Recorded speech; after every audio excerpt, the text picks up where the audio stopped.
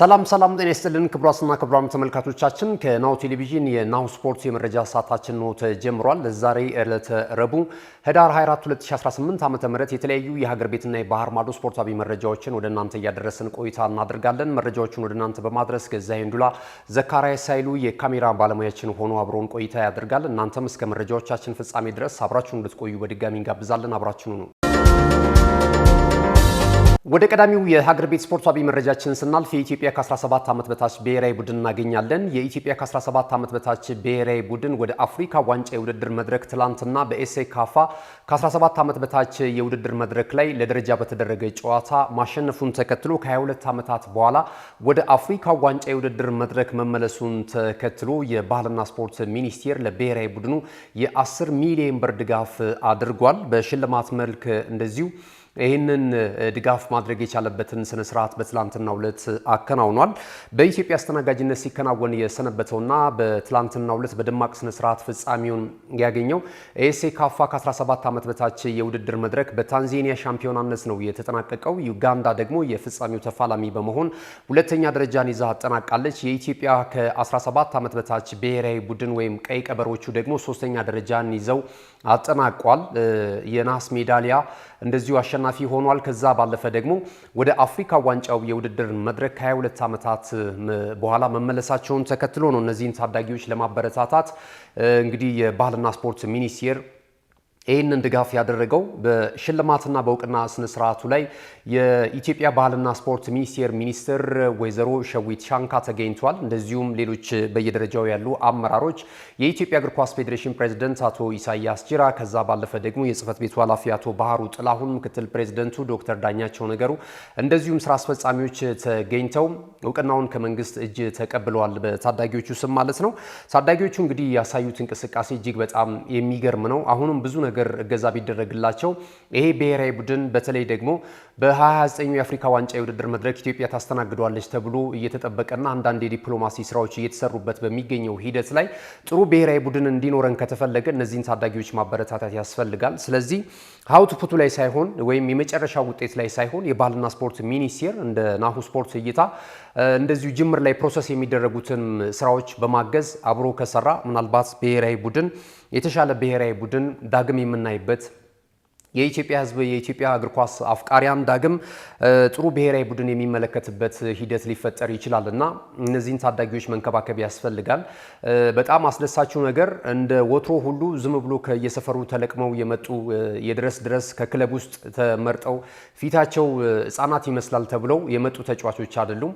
እነዚህ ታዳጊዎች አስቀድሞ በፓይለት ፕሮጀክት ተይዘው በፌዴሬሽኑ ድጋፍ ሲደረግላቸውና ብዙ ጊዜ ካምፕ ከብተው ሲጫወቱ የነበሩበትን ሂደትና የቡድን ስራ ሲሰሩ የነበሩበትን ሂደት አይተናልና እንደዚህ አይነት ፎርም ባለው ሁኔታ ቡድን የሚገነባ ከሆነ እንዴት ውጤታማ እንደሚሆን እንግዲህ ምልክት አሳይተውናል። በውጤት ረገድ ምንም እንኳን ይህንን የመድረኩን የዋንጫ ክብር ማንሳት ባይችሉም ሜዳ ላይ የነበረው ግን እንቅስቃሴ ይህንን ነው የሚያሳየው።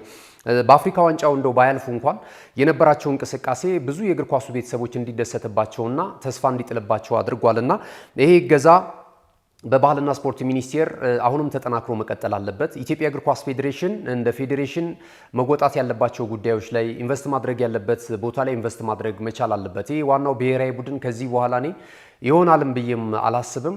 የተሻለ ታምርም ሰርቶ ወደ ትልልቅ መድረኮች ይዘውን ይጓዛሉ የሚል ሀሳብ የለኝም። ምክንያቱም ያለፈው ዓመት አፈጻጸማችን እንደሚያሳይ ነው። ከዛ በፊትም የነበሩትን ዓመታቶች አይተናል። በብሔራዊ ቡድን ደረጃ በትልቁ ብሔራዊ ቡድን በዋሊያዎቹ ደረጃ የተመለከት ነው። እስካሁን ድረስ እኔ እንግዲህ በታሪክ እግር ኳስን ማየት ከጀመርኩኝ የኢትዮጵያን እግር ኳስ በተለይ ከ31 ዓመታት በኋላ በአሰልጣኝ ወይም ደግሞ በኢንስትራክተር ሰውነት ቢሻው የተመራውና ከ31 ዓመታት በኋላ ወደ ሳውዝ አፍሪካ የአፍሪካ ዋንጫ የውድድር መድረክ ያለፍንበት ነውና ያ ቡድን ጥሩ ቅርጽ ነበረው። በጣም ጥሩ ግንባታ እንደነበረው እናስታውሳለን። ኢትዮጵያንም ከፍ ያደረገበት ወደ መሰረተችው የውድድር መድረክ ዳግም ይዞ የመጣበትን ሂደት እናስታውሳለን እና ከዛ በኋላ ግን የነበረው የኢትዮጵያ ብሔራዊ ቡድን ለምሳሌ ከ8 ዓመታት በኋላ በአሰልጣኝ ውበቱ አባተ እየተመራ በካሜሮን አስተናጋጅነት በተከናወነው የአፍሪካ ዋንጫ የውድድር መድረክ ላይ ዳግም መልሶን እንደነበር እናስታውሳለን። ነገር ግን ከምድባችን ማለፍ አልቻልንም። ጨዋታዎችን ማሸነፍ ያልቻልንበትን አጋጣሚ እናስታውሳለን እና ያም ብሔራዊ ቡድን ያው በሂደት እንደዚሁ የወጣበትን አጋጣሚ ተመልክተናል እና አሁን ትኩረት ማድረግ ካለብን ምናልባት እንደዚህ እንደ ውጥን በመንግስት ደረጃም በፌዴሬሽኑ ደረጃም የተያዙ ጉዳዮች ምናልባት የ2029ን የአፍሪካ ዋንጫ የውድድር መድረክ የምናስተናግድ ከሆነ ትኩረት ማድረግ ያለብን እነዚህ ታዳጊዎች ላይ ናቸው። ቢያንስ 4 ዓመት አለ። እነዚህ ተጫዋቾች አሁን እያሳዩን ያለው ተስፋ 4 ዓመት ደግሞ በቂ ሳይንሳዊ ስልጠና የሚሰጣቸው ከሆነ ራሳቸውን ከተለያዩ ጉዳዮች የሚጠብቁ ከሆነ እንደ ዋናው ብሔራዊ ቡድን ወይም በክለብ ላይ እንደምንመለከታቸው ተጫዋቾች የጭብጨባና ገንዘብ አስክሯቸው ወደ ሌሎች ጉዳዮች የሚገቡ ከሆነ ይህም ተስፋ ሊጨልም ይችላል። ይህ ተስፋ ግን እንዳይጨልም የሚሆነው የመገናኛ ብዙሃን መወጣት ያለባቸውን ግዴታ መወጣት ሲችሉ፣ ተጫዋቾቹን ማበረታታት ሲችሉ፣ እንደዚሁም ደግሞ የስፖርት ቤተሰቡ ወደ ስቴዲየም ገብቶ መደገፍ ሲችል እነዚህ ታዳጊዎችን ፌዴሬሽንም እንደ ፌዴሬሽን መንግስትም እንደ መንግስት በባህልና ስፖርት ሚኒስቴር በኩል እንደዚህ አይነት ጉዳዮችን ማድረግ ከቻለ እንግዲህ የስፖርት ቤተሰቡ ኢትዮጵያውያን የሚናፍቁትን የእግር ኳስ ፍክክርና ኢትዮጵያን በትልልቅ የውድድር መድረኮች ላይ ሊያሳዩን የሚችሉ ፍንጭ አይተናል። ይሄ ጅምር ነው፣ መጨረሻው አይደለም። ከዚህ በኋላ ግን ይሄ ጉዳይ ተጠብቆ እነዚህ ታዳጊዎች ተጠብቆ ተገቢው እንክብካቤ የሚደረግላቸው ከሆነ የተሻለ ነገር ሊያመጡልን እንደሚችሉ ተመልክተናል። አሜሪካዊው አሰልጣኝም በጣም ጥሩ ነገሮችን የለወጡበትን ሂደት ተመልክተናል። አሰልጣኝ ቤንጃሚን ዚመር ሊመሰገኑ ይገባል። ከምንም ነገር ነው። ምክንያቱም ከዚህ በፊት የነበረው የብሔራዊ ቡድኑ ቅርጽ ይታወቃል። ከ17 ዓመት በታች በተለይ ከ20 ዓመት በታች ድረስ ነው ቡድኑ የሚገነባው። ነገር ግን አሁን ያየነው ፍንጭ በጣም አስደሳች ነው። እንደ ቡድን እንደ ብሔራዊ ቡድን ብዙዎች የተደሰቱበት ነውና ፌዴሬሽኑም ለዚህ የፓይለት ፕሮጀክት ጥረቱ እጅግ በጣም ሊደነቅ ይገባል። ታዳጊዎችን ያገዘበትና ጥረት ያደረገበትን እንቅስቃሴ በጣም እናመሰግናለን።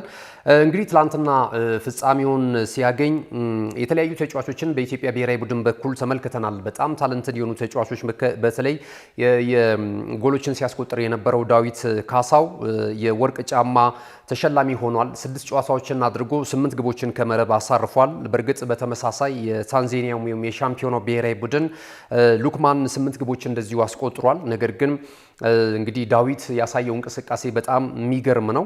ይህ ተጫዋች እንግዲህ ወደፊት በትልቅ ደረጃ እንጠብቀዋለን። ራሱን ጠብቆ የኢትዮጵያ ብሔራዊ ቡድን የናስ ሜዳሊያ አሸናፊ ሆኗል። 3ኛ ደረጃን ይዞ በማጠናቀቅ ወደ አፍሪካ ዋንጫ የውድድር መድረክ ማለፉንም እንደዚሁ አረጋግጧል። የጸባይ ዋንጫ ደግሞ ዝግጅትን በተያያዘና ሜዳ ላይ በነበሩ እንቅስቃሴ ለተጋጣሚ ክለቦች ወይም ደግሞ ውድድሩን ለሚያደርጉ ብሔራዊ ቡድኖች ያለው አክብሮት፣ ለዳኞች ያለው አክብሮት ይሄ ሁላ ከግምት ገብቶ እንግዲህ አዘጋጁ የኢትዮጵያ ብሔራዊ ቡድን የጸባይ ዋንጫ ተሸላሚ ሆኗል ማለት ነው። በዚህ የውድድር መድረክ ላይ በዛ ላይ የዩጋንዳው የፊት መስመር ተጫዋች ዋን ሙኪሳ ኮከብ ተጫዋች ሆኖ የወርቅ ኳስ እንደዚሁ ተሸልሟል። የታንዛኒያ ግብ ጠባቂ ሀጂ አብደላ የወርቅ ጓንት ተሸላሚ ሆኗል።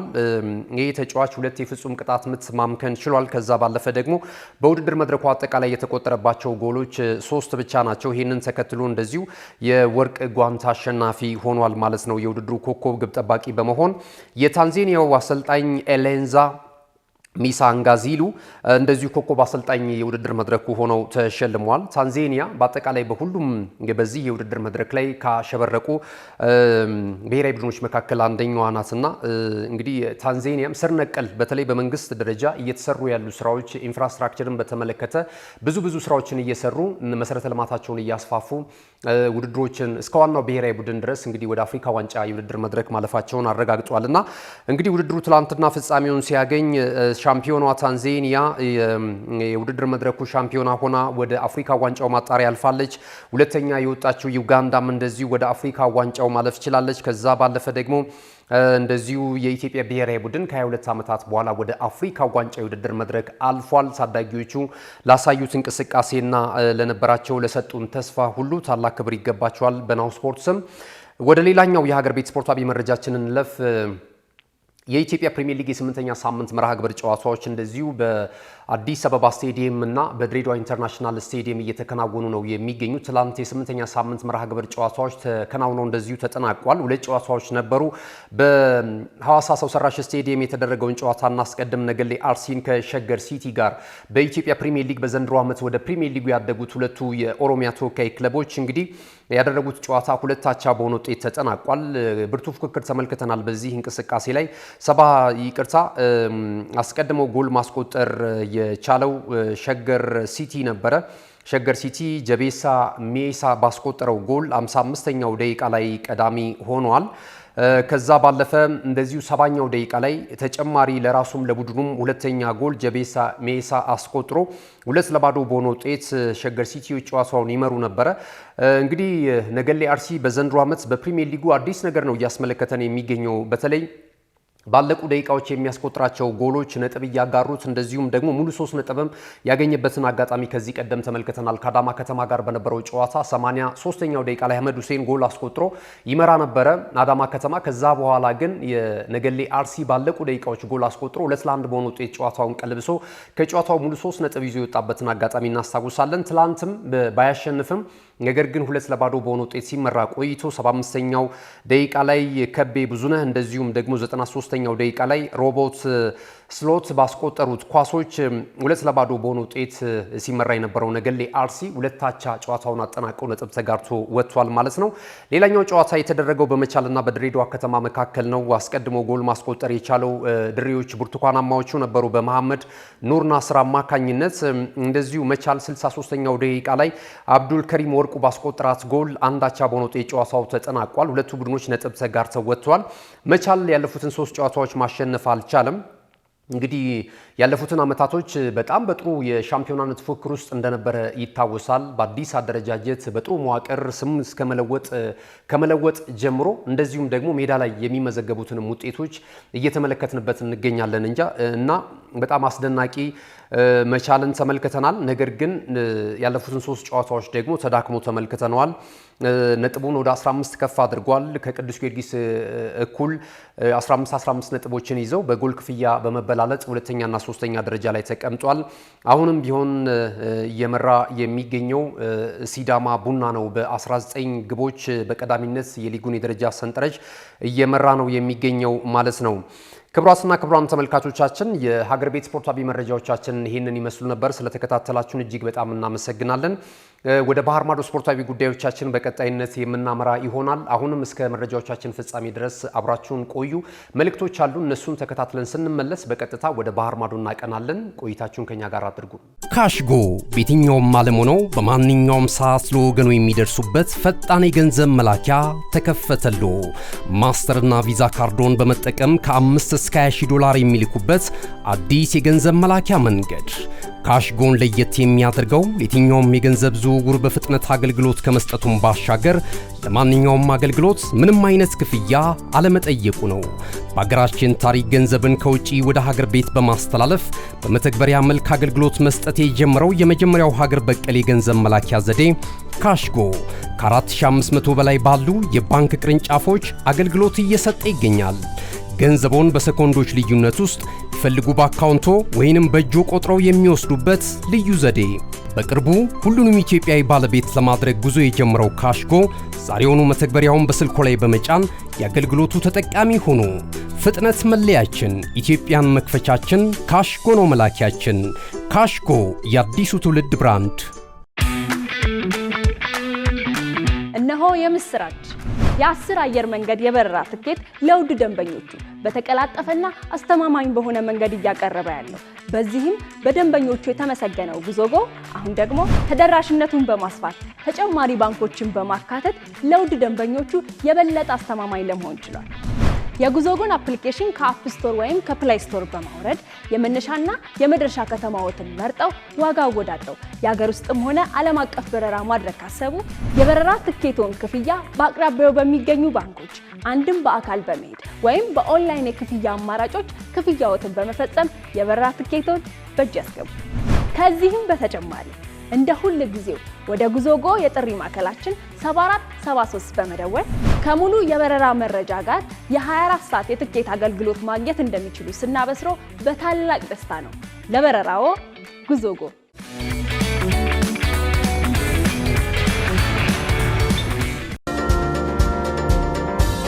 ተመልሰናል። ክቡራትና ክቡራን ተመልካቾቻችን ይህ ናሁ ቴሌቪዥን ነው። ናሁ ስፖርትን የዕለተ ረቡዕ መሰናዶን እየተከታተላችሁ ትገኛላችሁ። ቀደም ሲል የሀገር ቤት ስፖርታዊ መረጃዎችን ወደ እናንተ አድርሰናል። ከአሁን ሰዓት ጀምሮ ደግሞ ወደ ባህር ማዶ በማቅናት የተለያዩ መረጃዎችን ወደ እናንተ እያደረስን ቆይታ እናደርጋለን። እናንተም በድጋሚ እስከ መረጃዎቻችን ፍጻሜ ድረስ አብራችሁ እንድትዘልቁ የጋበዝን። የተወዳጁ የእንግሊዝ ፕሪሚየር ሊግን ቀዳሚ እናደርጋለን። የተወዳጁ የእንግሊዝ ፕሪሚየር ሊግ የ14ኛ ሳምንት መርሃ ግብር በሳምንቱ አጋማሽ በሰበር መቶ እንግዲህ ከትላንት ምሽት ጀምሮ እየተከናወነ ይገኛል። ዛሬም የሚደረጉ ጨዋታዎች አሉ። ትላንት የተደረጉ ጨዋታዎችን እንደዚሁ በወፍ በረር ለማንሳት ያህል በተለይ የምዕራብ ለንደኑ ክለብ ፉልሃም በሜዳው ክራቨን ኮቴጅ ማንቸስተር ሲቲን ያስተናገደበት ጨዋታ ሲጠበቅ ነበረ ጨዋታው። ምክንያቱም ማንቸስተር ሲቲዎች በዚህ ጨዋታ ላይ ድል የሚቀናቸው ከሆነ እንግዲህ አርሰናል ዛሬ ምሽት ጨዋታውን እስከሚያደርግ ድረስ በአርሰናል ተጫዋቾች ላይ የበለጠ ተጽዕኖ ሊያሳድሩ የሚችሉበት እድል እንደነበረ እንደዚሁ ስንመለከት ነበርና ይሄው ነገር ሰምሮላቸው እንግዲህ ዜጎቹ ወይም ሲቲዝኖቹ ትላንትና ተፈትነውም ቢሆን 5-4 በሆነ ውጤት ከሜዳቸው ውጭ ያደረጉትን ጨዋታ በማሸነፍ በአርሰናልና በማንቸስተር ሲቲ መካከል ለጊዜውም ቢሆን ያለው የነጥብ ልዩነት ወደ 2 ዝቅ ማለት የቻለበትን አጋጣሚ ነው መፍጠር የቻሉት። እንግዲህ አሰልጣኝ ፔፕ ጋርዲዮላ ከጨዋታው መጠናቀቅ በኋላ ጨዋታው በጣም ከባድ እንደነበረ በተለይ ደግሞ ለእግር ኳስ ተመልካቹ ጥሩ ተዝናኖትን የሰጠ እኛን ግን ጭንቀት ውስጥ ከቶን የተጠናቀቀ ነው። የተከላካይ ስፍራ ተጫዋቾች ሚና ወይም ደግሞ የተከላካይ የኒ ቡድን ዲፓርትመንት አሁንም መሻሻል አለበት፣ ብዙ ክፍተቶች ያሉበት ቡድን ነው የሚል አስተያየት ሰጥቷል። ነገር ግን ደግሞ ትላንት እስከ መጨረሻው ደቂቃ ድረስ ተጋድሎ ላደረጉና ነጥባቸውን አስጠብቀው ለወጡ ተጫዋቾች ትልቅ ክብር አለኝ የሚል አስተያየት ሰጥቷል። እንግዲህ አሰልጣኝ ፔፕ ጋርዲዮላ ገና ነው የውድድር ዓመቱ ገና 14ኛ ሳምንት መርሃ ግብር ላይ ነው የምንደርሰው። ከዚህ በኋላም ብዙ መለዋወጦች በደረጃ ሰንጠረጁ ላይ ልንመለከት እንችላለን። የእንግሊዝ ፕሪሚየር ሊግ ማራቶን ነው። ስለዚህ የሊግ ፎርማት በባህሪው ተለዋዋጭ ነገሮች ሳይጠበቁ የሚከሰቱበት ነው። እንኳን 14ኛ ሳምንት መርሃ ግብር ላይ ተገኝተን ወደፊትም ሌሎችን ጉዳዮች ልንመለከት እንችላለን። ቼልሲ በጣም ጥሩ ግንባታ ላይ ነው የሚገኘው። አርሰናልም በተመሳሳይ ጥሩ አሰልጣኝ ያላቸው፣ የቡድኑ መዋቅር እጅግ በጣም የሚገርም ነው። የእኛም ቡድን ጥረት እያደረገ ነው ከነዚህ ቡድኖች ጋር ለመፎካከር እንግዲህ ወደፊት እንመለከታለን የሚል አስተያየቱን ሰጥቷል። ትላንትና ሃላንድ ጎል አስቆጥሯል። በተለይ ደግሞ እንግዲህ ወደ 111 ጨዋታዎችን አድርጎ እንደዚሁ 100ኛ ጎሉን የደረሰበትን አጋጣሚ ተመልክተናል። በትላንት እንቅስቃሴው ጎል ማስቆጠር፣ ሌላ ደግሞ እንደዚሁ አሲስት ማድረግ ችሏል። ፊል ፎደን የጨዋታው ልዩነት ፈጣሪ ነው ማለት ይቻላል። ይሄ ተጫዋች ደግሞ 2 ግቦችን ከመረብ አሳርፏል። ሊድስ ዩናይትድን ባሸነፉበት እንቅስቃሴ 2 ግቦችን ከመረብ ማሳረፉ የሚታወስ ነውና በአጠቃላይ የነበራቸው እንቅስቃሴ ማንቸስተር ሲቲዎች ምንም እንኳን በውድድሩ በአጠቃላይ 9 ወይም በጨዋታው 9 ግቦችን ብንመለከትም ነገር ግን ደግሞ የፉልሃም የአሰልጣኝ ማርኮ ሲልቫውን ቡድን የዋዛ አልነበረምና የነበረው መገዳደር የሚገርም ነው። በዛ ላይ ደግሞ የቀድሞ የአርሰናል ተጫዋቾች ለቀድሞ ክለባቸው የሚጫወቱ በሚመስል ሁኔታ ጎሎችን አስቆጥሯል። ከባድ ተጋድሎም ሲያደርጉ ነበረ። ስሚዝሮና እንደዚሁ ደግሞ ናይጄሪያ ኢንተርናሽናል አሌክሳንደር አዮቢ ጎሎችን ማስቆጠር ችሏል። በፉልሃም ማሊያ ትላንት በነበረው እንቅስቃሴ ማለት ነው። እንግዲህ ቀደም ሲል እንደገለጽኩላችሁ የ2 ነጥብ ልዩነት ብቻ ሆኗል። ዛሬ ምሽት ደግሞ በጣም ከባድ ጨዋታ አለው። አርሰናል በኤሚሬትስ ስቴዲየም የሚያደርገው ከብሬንትፎርድ ሲቲ ጋር የሚያደርገው ጨዋታ የነጥብ ልዩነቱን ዳግም ወደ 5 ከፍ ለማድረግ ይሄ ጨዋታ ወሳኝ ነው ማለት ነው። ሌሎችም ጨዋታዎች ትላንትና ምሽት ተደርጓል። ትላንት የተደረጉትን ጨዋታዎች ስንመለከት እንደዚሁ በሴንት ጄምስ ፓርክ ስቴዲየም የተደረገው የኒውካስል ዩናይትድ እና የቶተንሃም ሆትስፐርስ ጨዋታ 2-2 በሆነ ውጤት ተጠናቋል። አንቶኒ ጎርደን እና ብሩኖ ጉማሬዥ እንደዚሁ ለማክፓይሶቹ ጎል ለማስቆጠር የቻሉበትን አጋጣሚ ተመልክተናል። ክሪስቲያን ሮሜሮ ደግሞ 2 ግብ አስቆጥሯል። ለዶሮዎቹ ወይም ለቶተንሃም ሆትስፐርስ ያቻነቱን ግብ ከመረብ አሳርፏል። ስለዚህ ሁለቱ ቡድኖች ነጥብ ተጋርተው ወጥተዋል። ቶተንሃም ሆትስፐርስ ግን ከቅርብ ሳምንታት ወዲህ ጨዋታዎች እየከበዷቸውን የሚገኙት አሰልጣኝ ቶማስ ፍራንክ በነበረው እንቅስቃሴ ተመልክተናል። ትላንትም እንግዲህ ከሜዳቸው ውጭ ያደረጉትን ጨዋታ ባቻ ውጤት ጨዋታቸውን አጠናቀው መምጣታቸውን እንደዚሁ ተመልክተናል። ኤቨርተን ድል ቀንቶታል። 1-0 በሆነ ውጤት አሸንፏል። ብቸኛውን የአሸናፊነት ግብ ደግሞ ያገኘው በክረምቱ የተጫዋቾች የዝውውር መስኮት እንደዚሁ ማንቸስተር ሲቲን ለቆ ወደ ኤቨርተን ያመራው ጃክ ግሪሊሽ ነው ጎል ማስቆጠር የቻለው 78ኛው ደቂቃ ላይ ጎል አስቆጥሮ ቱፊቶቹን አሸናፊ ያደረገ ግብ እንደዚሁ ከመረብ አሳርፏል። ዛሬ የሚደረጉ ጨዋታዎች አሉ። የበርካታ የእግር ኳሱን ቤተሰቦች ቀልብ እየሳቡ የሚገኙ ጨዋታዎች አሉ። በተለይ እንደዚሁ ብሬንትፎርድ ሲቲ ከአርሰናል የሚያደርጉት ጨዋታ ይጠበቃል። በአርሰናል ሜዳ ነው ይህ ጨዋታ የሚደረገው። አርሰናል የነጥብ ልዩነቱን ዳግም ወደ 5 ከፍ ለማድረግ እንቅስቃሴ ያደርጋልና የዛሬው ጨዋታ ከመከናወኑ አስቀድሞ ከፕሬስ ኮንፈረንስ ወይም ፕሪማች ነበረው አሰልጣኝ ሚካኤል አርቴታ ጨዋታውንና የቡድን ጉዳዮቹንና አሁናዊ ሁኔታን በተመለከተ ከመገናኛ ብዙሃን ጋር በነበረው እንግዲህ ቃለ ምልልስ የሰጣቸው ሀሳቦች አሉ። የዊሊያም ሳሊባ ጉዳይ ምናልባት በዚህ ጨዋታ ላይ የመሰለፍ እድሉ እጅግ በጣም አነስተኛ ስለመሆኑ ነው የተናገረው። ነገር ግን በስተመጨረሻ የምንወስነው ውሳኔ ይጠበቃል የሚል አስተያየት ሰጥቷል። ግን የሚሆን አይመስልም። ገብርኤል ማጋሌዥ እዛው ጉዳት ላይ ነው። ስለዚህ እነዚህ ሁለት የመሃል ተከላካዮች ያለመኖራቸው አርሰናልን በባለፈውም ጨዋታ በደርቢው የለንደን ደርቢ ቼልሲን ገጥመውት ነጥብ ተጋርተው በወጡበት እንቅስቃሴ ላይም እንደጎዳቸው ተመልክተናል። በእርግጥ ፔሮ ኢንካፔና እንደዚሁ ደግሞ ክሪስቲያን ሞስኬራ ገና ለቡድኑ አዲስ ናቸው። የነበራቸው እንቅስቃሴ ጥሩ ነው። ግን በነ ገብርኤል ማጋሌዥ እና በነ ዊሊያም ሳሊባ ደረጃ ናቸው ለማለት እጅግ በጣም አስቸጋሪ ነው። እንኳን እነዚህ ወጣት ተጫዋቾች ይቅርና በአውሮፓ ላይ ካሉ ትልልቅ የተከላካይ ስፍራ ተጫዋቾች በግንባር ቀደምነት የሚቀመጡ ናቸው። እነዚህ ሁለት የሴንተር ባክ ተጫዋቾች ማለት ነውና እነዚህ ተጫዋቾች ያለመኖራቸው መከላከሉን ብቻ አይደለም የማጥቃቱንም እንቅስቃሴ አደጋ ላይ ነው የሚጥለው። ተመልክተናል። እነ ገብርኤል ማጋሌዥ ያልተጠበቁ ጎሎችን እያስቆጠሩ አርሰናል ችግር ውስጥ በነበረበት እንቅስቃሴ ጎል እያስቆጠሩ የማጥቃት እንቅስቃሴውን ጭምር እንዴት እንደሚያግዙ ማለት ነውና የነዚህ ተጫዋቾች አለመኖር ለአርሰናል ደጋፊዎች እጅግ በጣም ስጋት ነው። ነገር ግን ዳግም ደግሞ የነዚህ ሁለት ተጫዋቾችን ጥምረት በሁለተኛ ጨዋታ እንመለከታለን ማለት ነው። ከዚህ ቀደም በቼልሲ አይተናል። ውስን ችግር ቢኖርባቸውም በመከላከሉ ጥሩ ቢሆኑም የማጥቃት እንቅስቃሴውን ሽግግሩን በማፋጠን ረገድ ግን ያን ያህል በነዚህ የተጫዋቾች ደረጃ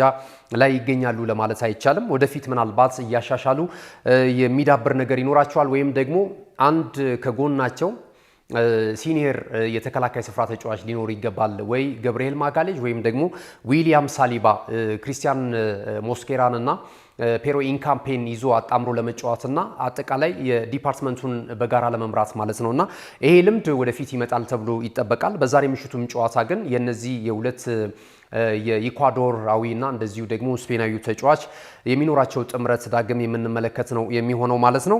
ይህንን እንቅስቃሴ እንግዲህ ዛሬ እንመለከታለን። ከዚህ ጨዋታ አስቀድሞ የትሮሳርድም ጉዳይ ምናልባት የሚደርስበት እድል ሊኖረው እንደሚችል ተነግሯል። ሌሎች ግን የአርሰናል ተጫዋቾች አሁንም ጉዳት ላይ ነው የሚገኙት ማለት ነው። የነ ካይ ሃቨርትስን ማንሳት እንችላለን። ካይ ሃቨርትስም ለሚቀጥሉት ቀናት ተጨማሪ ገብርኤል ኢየሱስን በተመሳሳይ እንደዚሁ ለሳምንታት ያህል ከሜዳ እንደሚርቅ ተገልጿል። ከጨዋታው ጋር በተያያዘ እንግዲህ እናንተስ ግምታችሁ እንዴት ታስቀምጣላችሁ? የዛሬውን ጨዋታ በአርሰናል እና በብሬንትፎርድ ሲቲ መካከል የሚደረገውን ጨዋታ ማን ሊያሸንፍ ይችላል? አንዳንድ በግላዊ ከተመለከትን በተለይ የፊት መስመር ላይ ኢጎር ቲያጎ እጅግ በጣም የሚገርም የፕሪሚየር ሊጉ ክስተት ሆኖ እየተመለከትነው እንገኛለን። ይህን ብራዚላዊ ተጫዋች በብሬንትፎርድ ሲቲ ማሊያ እንግዲህ ሃላንድን እየተከተለ የሚገኘው የፊት መስመር የግብ አነፍናፊው ኢጎር ቲያጎ 11 ግቦች አሉት። እንደዚሁ ደግሞ ሃላንድ 15 ግቦችን ከመረብ አሳርፎ ነው በቀዳሚነት የከፍተኛ ጎል አስቆጣሪነቱን ትራክ እየመራ የሚገኘውና ከዚህ ጋር ተያይዞ የዚህ ተጫዋች ሚና በዛሬውም ጨዋታ ላይ ልዩነት ፈጣሪ ከሚሆኑ የብሬንትፎርድ ሲቲ የፊት መስመር ተጫዋቾች መካከል አንደኛው ሊሆን እንደሚችል እየተገመተ ነው የሚገኘው። አርሰናል ዘንድሮ እንግዲህ እንደ ቲም ነው እየተንቀሳቀሰ የሚገኘው። ሁነኛ የሚባል ጎሎችን የሚያስቆጥር በብቸኝነት የሆነ ተጫዋች ላይ ዲፔንድ ሆኖ እየተመለከት ነው አይደለም የምንገኘው። የጎል አስቆጣሪነቱ ትራክ ላይም የማናገኛቸው ለዚህ ነው የአርሰናል ተጫዋቾችን ተከላካዮች ናቸው አብዛኞቹ ጎል የሚያስቆጥሩት። እንደዚሁ የአማካኝ ስፍራ ተጫዋቾች ጎል ሲያስቆጥሩ አይተናል። የፊት መስመር አጥቂዎችም በነፍስ ወከፍ ጎሎችን ያስቆጥራሉ። ነገር ግን የአርሰናል ትክክለኛ የግብ አዳኝ በዚህ ዓመት ይሄ ነው የሚባል ጥሩ ቁጥር ያስመዘገበ ተጫዋች የለምና እንደ ቡድን ነው ይሄ ምናልባት በአንድ በኩል ጠቀሜታ አለው፣ ተጫዋቾች ተገማች እንዳይሆኑ ያደርጋቸዋል። በሌላ በኩል ደግሞ ሁነኛ ጎል አስቆጣሪ ተጫዋች ባለመኖሩ ደግሞ ምናልባት ይሄም እንደ ክፍተት ሊታይ ይችላልና በአርሰናል በኩል ዛሬ እንደዚህ አይነት ጉዳዮችን ይዞ እንደነ ቪክቶር ጄኬሬሽን የመሳሰሉ ተጫዋቾች እንደነ ቤሬቼ ኤዜ በዛ ላይ ኖኒ ማዱኬም በዛሬ በቋሚ ያስተላለፉት ምናልባት ሊካተት የሚችልበት እድልም እንዳለ እየተነገረ ነው የሚገኘውና የቡካዮ ሳካ ጉዳይ አለ። እነዚህን ተጫዋቾች እናያለን። ባለፈው ሳምንት ወደ ሜዳ የተመለሱት የነ የተከላካይ ስፍራ ተጫዋቹ እንደዚሁ ሪካርዶ ካላፊዮሪ ያለ ይህም በቋሚነት የመሰለፍ እድል ይኖረዋል ተብሏል። ከዛ ባለፈ ደግሞ ማርቲን ኦዲጋርድ የክለቡ አምበልም ወደ ሜዳ የሚመለስበት እድል አለ። በእርግጥ በዛኛውም ጨዋታ ተቀይሮ ገብቷል። አሁን በቋሚ አሰላለፍ ውስጥ የሚገባበት እድል እንዳለ ተነግሯል ማለት ነው። ይህንን ጨዋታ በመገመት የሞባይል ካርድ እንድትሸለሙ እንጋብዛችኋለን። አርሰናል ከብሬንትፎርድ ሲቲ የሚያደርገው ዛሬ የ14ኛ ሳምንት የተወዳጁ እንደዚሁ መርሃ ግብር ላይ ምን አይነት ውጤት ሊመዘገብ ይችላል? ትክክለኛውን የጨዋታ ግምት በማስቀመጥ እንደዚሁ የሞባይል ካርድ እንድትሸለሙ እንጋብዛችኋለን። ሌሎች ጨዋታዎችም ይደረጋሉ። በአንፊልድ ሮድ የሚደረገው የሊቨርፑል እና የሰንደርላንድ ጨዋታም ትልቅ ግምት አግኝቷል። ሰንደርላንድ በጥሩ አቋም ላይ ነው የሚገኘው። እንደዚሁ ደግሞ ሊቨርፑል ወደ አሸናፊነት ተመልሷል። ባለፈው እንግዲህ ዌስትሃም ዩናይትድን 2-0 በሆነ ውጤት ማሸነፋቸው የሚታወስ ነው። ካክቦና እንደዚሁ አሌክሳንደር ኢሳቅ ባስቆጠሩት ጎሎች ማለት ነውና ከዚህ ጋር ተያይዞ ይህም ጨዋታ ይጠበቃል። በተለይ ለአሰልጣኝ አርነ ስሎት ጊዜ መግዣ ጨዋታዎች ተብለው የተሰጣቸው 3 ጨዋታዎች አሉ። አንደኛው ይሄ ነው። አንደኛውን የቤት ስራቸውን በሚገባ ተወጥተዋል። ዌስትሃም ዩናይትድን በማሸነፍ ይህንን ውጥረታቸውን ለማስቀጠል ዛሬ በሜዳቸው አንፊልድ ሮድ የሚያደርጉት ጨዋታ ከሰንደርላንድ ጋር ይጠበቃል ማለት ነው። ሰንደርላንድ እንግዲህ በዚህ እንቅስቃሴ ላይ ምን አይነት ውጤት ሊያስመዘግብ ይችላል የምንጠብቀው ነው የሚሆነው ማለት ነው። ወደ ሌሎች ጨዋታዎች እንለፍ። በስፔን ላሊጋም 19ኛ ሳምንት መርሃ ግብር ላይ መከናወን የነበረበት ጨዋታ እየተከናወነ ይገኛል። ትላንትና አንድ ጨዋታ ተደርጓል። እንደዚሁ የካታሎናው ክለብ ባርሴሎና ከአትሌቲኮ ማድሪድ ጋር ያደረጉት ጨዋታ 3-1 በሆነ ውጤት በባርሴሎና አሸናፊነት ፍጻሜውን አግኝቷል። ባርሴሎና አሸናፊ እንዲሆን ራፊኒያ እንደዚሁ ፌራን ቶሬዝ እና ዳኒ ኦልሞ ጎሎችን ማስቆጠር ችሏል። በነበረው እንቅስቃሴ ጨዋታው 3-1 ነው የተጠናቀቀው። እንግዲህ መሪነቱን ያጠናከረበትን ውጤት ነው ማስመዝገብ የቻለው ማለት ነው። ነጥቡን በጥቅሉ በላሊጋው ወደ 37 ከፍ አድርጓል። ዛሬ የሚደረግ ጨዋታ አለ። አትሌቲክ ቢልባኦ በሜዳው ሳልማሜስ ሪያል ማድሪድን ያስተናግዳል። ይህም ጨዋታ ሪያል ማድሪዶች ከ3 ተከታታይ ያቻ ውጤት በኋላ ወደ አሸናፊነት ይመጡበታል ተብሎ እየተገመተ ነው የሚገኘው ማለት ነውና ዛሬ የሚደረገው ጨዋታ ይሄ ነው። ላሊጋውን በ37 ነጥብ እየመራ የሚገኘው አሁን ላይ ባርሴሎና ነው። 33 ነጥብ ያለው ደግሞ ሪያል ማድሪድ ሁለተኛ ደረጃ ላይ ተቀምጧል ማለት ነው። አጫጭር ስፖርታዊ መረጃዎችን ወደ እናንተ እናደርስና የመረጃ ሰዓታችንን እንቋጫለን። አርሰናልን የተመለከቱ 2 መረጃዎች አሉ። ኢማኑኤል ፒቲቲ የፈረንሳዊ ኢንተርናሽናል አሁን 55 ዓመቱ ላይ ነው የሚገኘው። እንግዲህ ቀድሞ በእግር ኳስ ተጫዋችነት እናውቀዋለን። በአርሰናል እንደዚሁም በሌላኛው የለንደኑ ክለብ ቼልሲ፣ በስፔኑ ክለብ ባርሴሎና በተጫዋችነት ዘመኑ ይታወቃል። ምርጥ አማካኝ እንደነበረ እንግዲህ በወቅቱ የእሱን እንቅስቃሴ ይከታተሉ የነበሩ የእግር ኳሱ ቤተሰቦች ይመሰክሩለታልና አርሰናል የዛሬ ምሽቱን ጨዋታ 3-0 በሆነ ውጤት እንደሚያሸንፍ ቅድመ ግምቱን ሰጥቷል። እንደማስበው የተጫዋቾች ጥራት እንደዚሁም ደግሞ አርሰናል አሁን ቁጭት አለበት። ያለፉትን ጨዋታዎች ነጥብ በመጣሉ በተለይ ደግሞ ከቼልሲ ጋር ነጥብ ተጋርቶ የመጣበት እንቅስቃሴ ማሸነፍ ይገባው ነበረ። ዛሬ እንግዲህ ከብሬንትፎርድ ሲቲ ጋር በሚኖራቸው ጨዋታ 3-0 በሆነ ውጤት ጨዋታውን የማሸነፍ እድል አለው የሚል ቅድመ ግምቱን አስቀምጧል በዛሬው ጨዋታ ላይ ማለት ነው። ሌላኛው እንደዚሁ ጋዜጠኛውን ፕሪስ ሞርጋን እናገኛለን። ፕሪስ ሞርጋን ያለፉትን ጊዜያቶች በተለይ በቅርቡ ከክርስቲያኖ ሮናልዶ ጋር የነበረውን ቃለ ምልልስ ተመልክተናል። ከዛ በፊትም ትልልቅ ተጫዋቾችን እንደዚሁ ትልልቅ ፕሮፋይል ያላቸውን የስፖርት ሰዎች በማቅረብ ይታወቃልና ይህ እንግሊዛዊው ፕሪስ ሞርጋን የአርሰናል ቀንደኛ ደጋፊ መሆኑ ይታወቃልና አርሰናል የሊጉን የዋንጫ ክብር የሚያነሳበት ከፍ የሚያደርግበት ጊዜው ትክክለኛው ጊዜ አሁን ነው የሚል እምነት እንዳለው ነው የገለጸው። ስለዚህ ይህንን ዋንጫ ማምጣት አለባችሁ። ደጋፊው ከ20 ዓመታት በላይ ታግሷቸዋል። እስካሁን ድረስ ሁለተኛ ደረጃን ይዛችሁ አጠናቃችኋል። 3 ዓመታትን ይህንንም ጊዜ ታግሰናል። አሁን ግን ዋንጫውን ለማንሳት የሚያስችል አቅምና ቁመና ላይ ትገኛላችሁ። ስለዚህ የመድፉ ተጫዋቾች ፕሊስ የሊጉን የዋንጫ ክብር እንድታነሱ እንማጸናቸዋለን የሚል አስተያየቱን ሰጥቷል ፕሪስ ሞርጋን ማለት ነው። ይሄ እንግዲህ ይሆናል አይሆንም የሚለው ነገር አሁን ላይ ሆነን አስተያየት ለመስጠት ይከብዳል። ነገር ግን አርሰናል ደግሞ ያለው ቁመና ያለው የቡድኑ የተጫዋቾች ጥራት ፒርስ ሞርጋን የሰጠውን አስተያየት ምናልባት ወደ እውንነት ሊያቀርቡት ይችላሉ። የእንግሊዝ ፕሪሚየር ሊግ ግን ተለዋዋጭ ነውና ያለፉትንም ጊዜያቶች ተመልክተናል። ትላንትም አሰልጣኝ ፔፕ ጋርዲዮላ ያነሳው ይሄንኑ ነው። በተለይ በዚህ በባህል ሰሞን የሚደረጉ ተደራራቢ ጨዋታዎች የስኳድ ዴፕዝን እጅግ በጣም የሚፈትኑ የተጫዋቾችን ጥራትና ጉልበት የሚፈትኑ አሰልጣኞች የሚከተሉትን ታክቲክ የበለጠ አውትሻይን የሚያደርግ ነውና ጥሩ አቅም፣ ጥሩ ቡድን፣ ጥሩ ስብስብ ያለው ቡድን በዛ ውስጥ የሚለካበትና ወሳኝ ነጥቦችን የሚሰበስብበት ከተከታዮች የሚርቅበት ነውና እዚህ ላይ ሆነን አርሰናል የሊጉን የዋንጫ ክብር ያነሳል ተብሎ 100% እንደዚሁ ግምት መስጠት ባይቻልም ነገር ግን ፒርስ ሞርጋን ያነሳቸው ሀሳቦች አንዳንዶቹ እውነት አላቸው። አርሰናል እንግዲህ ደጋፊው በትዕግስት ያለፉትን 3 ዓመታት ሲያጨበጭብ ነበር ለአሰልጣኝ ሚኬል አርቴታ ለገነባው ቡድን ለሰጠው አስተያየት። አሁን ግን የዋንጫ ክብር በትክክልም ይገባዋል የሚል እምነት እንዳለው ነው እንግዲህ ፒርስ ሞርጋን የሰጠው። ጊዜውም አሁን መሆኑ ተናግሯል ማለት ነው። ክቡራትና ክቡራን ተመልካቾቻችን አብራችሁን ስለነበራችሁ እጅግ በጣም እናመሰግናለን። ከናሁ ቴሌቪዥን ለዛሬ ዕለተ ረቡዕ ህዳር 24 2018 ዓ.ም በእኔና በባልደረቦች የተሰናዱ ስፖርታዊ መረጃዎች ይህንን ይመስላሉ። መረጃዎቹን አሰናድቶ ለእናንተ በማድረስ ገዛኸኝ ዱላ የካሜራ ባለሙያችን እንደዚሁ ዘካሪያ ሳይሉ ከኛ ጋር ቆይታ አድርጓል። ተወዳጅ የናሁ ቴሌቪዥን ፕሮግራሞች በቀጣይነትም ወደ እናንተ ይደርሳሉ። የናሁ ቴሌቪዥን ዩቲዩብ ቻናላችንን ላይክ፣ ሼር፣ ሰብስክራይብ በማድረግ ቤተሰብ እንድትሆኑ እንጋብዛችኋለን። ከሀገር አቀፍ እስከ ዓለም አቀፍ ሰበር ዜናዎችን፣ የመዝናኛ ፕሮግራሞችን ታገኙበታላችሁ። ከዛ ባለፈ ደግሞ ከቲቪው በተጨማሪ በተለያዩ የሶሻል ሚዲያ አማራጮች በመላው ዓለም እየደረስን ነው የምንገኘው። እነዚህን ቻናሎቻችንን በመቀላቀል ቤተሰብ እንድትሆኑ፣ እንድታተርፉበት፣ እንድትዝናኑበት እንጋብዛለን። በድጋሚ ጥሩ ቀን እንዲሆንላችሁ እንመኛለን። መልካም ጊዜ